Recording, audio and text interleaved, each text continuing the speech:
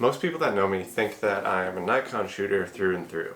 And that is because for the last few years I've been shooting with a Nikon D7100. And before that, in 2010, my first DSLR was the Nikon D3000 that I picked up on a Black Friday deal knowing absolutely nothing about DSLRs. What most people don't know about me is that my first ever camera was a Sony Cybershot gifted to me by my sister. A camera that had 4 megapixels and a 12 gigabyte memory card that does not even exist anymore.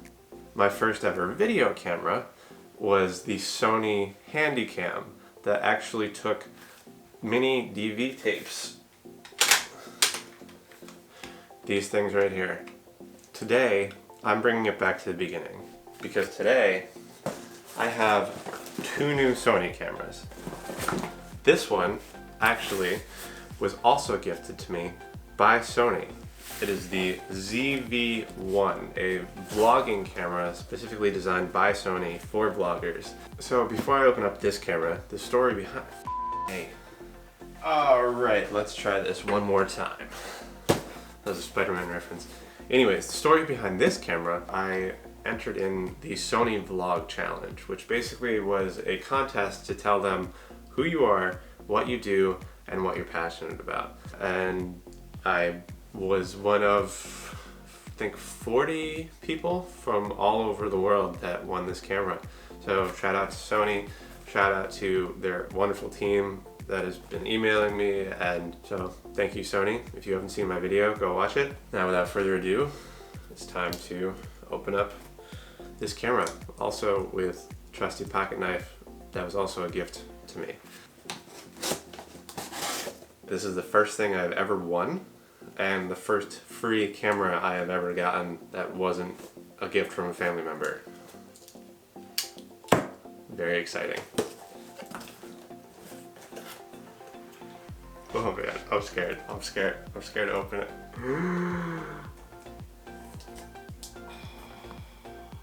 We've got the Sony digital camera ZV-1. First impressions, not even out of the box, very tiny. Love that. I've also got the shooting grip with wireless remote commander. Basically, it is a vlogging handle that you can control the camera with. Super exciting. A 128 gigabyte Sony SD card. A little bit better than my 12 gigabyte SD card for my Sony Cybershot from the early 2000s. Just blows my mind. And then we've got this mini dead cat for the speaker. I actually really dig these colors. That is awesome. Check that out. Dude, this is so tiny. This is so tiny. This is the size of my hand. Look at how tiny this mic is. Boom. You're ready to vlog. Awesome. Awesome, awesome, awesome. I'm very excited to use that as soon as possible. Time for the big guns. I bought the Sony A73. I was looking at the A7S III, but not only could I not afford it, I also don't even have a computer that could run 4K 120 422 10-bit. Basically what I'm saying is my computer couldn't even handle the top specs of that camera, so what I would have to shoot in is the top specs of this camera. Might as well just go for the cheaper camera if I'm going to be using the same specs on both of them.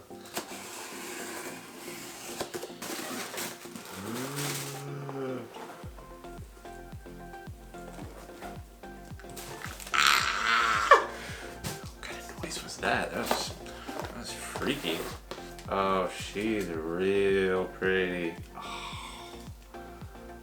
No bumps or dings or scrapes or scratches. Look how perfectly shiny that is. Oh my goodness gracious. That feels good. That feels nice. Again, a little size comparison. That's what I'm working with. Much smaller, much lighter, much more advanced technology. I'm literally so excited. So inside this box is the 24-105 f4 Sony lens and the 85 1.8 Sony lens. I currently have I should know my lenses off the top of my head, but I don't. That's how little I've been shooting recently. The Sigma 17-50 2.8 lens for the Nikon DX and a 50mm 1.4. I kind of felt like the 24-105 not only replaces the 17-50 but also gives me a little bit wider range. It's f4 versus 2.8, but I really don't shoot in that low light of conditions, and I rarely shoot at 2.8 on this lens, on the 17-50. So I figured if I'm not going to be really dropping down to that aperture anyways, and I might as well just go for something a little bit higher, a little bit cheaper, a little bit wider range. I got the 85mm 1.8 to replace the 50mm 1.4 because again, I almost never go down to 1.4. And the Sony 85mm 1.4 was like twice as much as the 1.8. I also got 2 Sony memory cards. Ironically, the same exact 2 cards that Sony sent with the ZV-1. The reason I can contain my excitement just a little bit, is because I've actually been sitting on all 3 of these boxes for 48 hours just so I can film this video. So, I've been pretty excited for quite some time. And it's been driving me insane not to open these. Oh, that feels so good. Oh. 24-105 right here. Look at this nice case that it came in too. It's not a hard case, but a soft case. I actually love these. If you stick them in your bag, or your backpack, or suitcase or something, and you don't want it to get dinged up, I use these often, so very excited about that. A little bit different. Oh, butter. I should also mention that I'm going from a crop sensor D7100 to a full frame A73. So that in itself is going to make a huge difference in how I'm shooting and my style.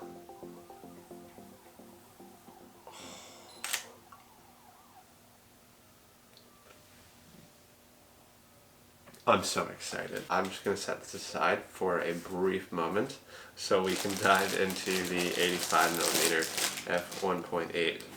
Ooh, it's tiny, it's compact. I like that. That's about the size of my 50mm. 85mm, right there. Boom, 1.8, beautiful.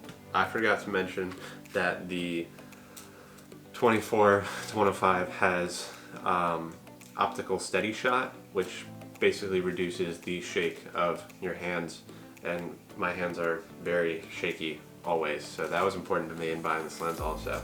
Before we go, I'm just going to do a quick size comparison of the 17-50 2.8 to the 24-105 f4.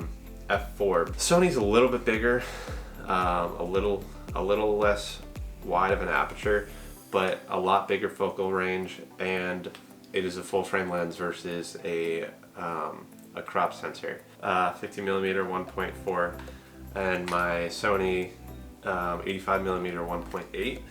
Again, the 85 is just a tiny bit bigger, pretty much the same weight, the same with the other lenses.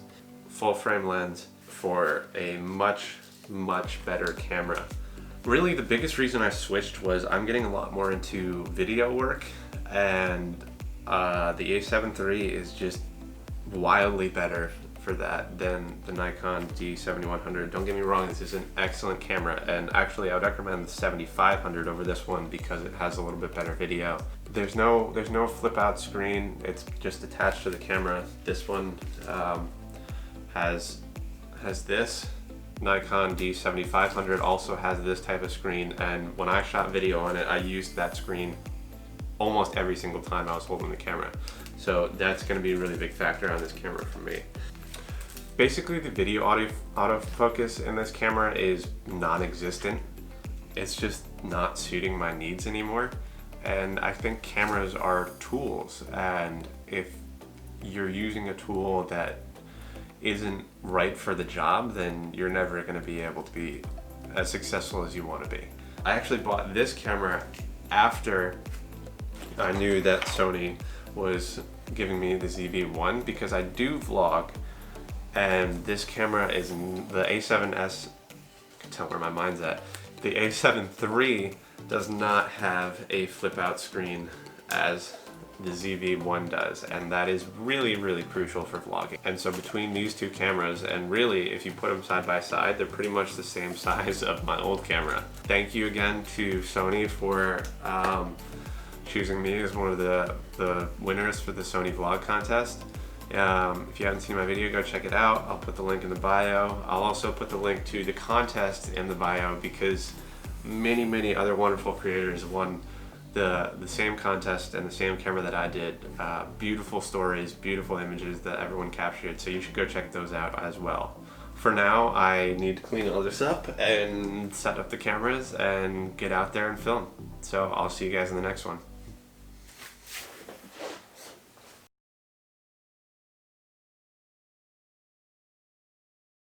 I know you guys couldn't see it, but look at this mess.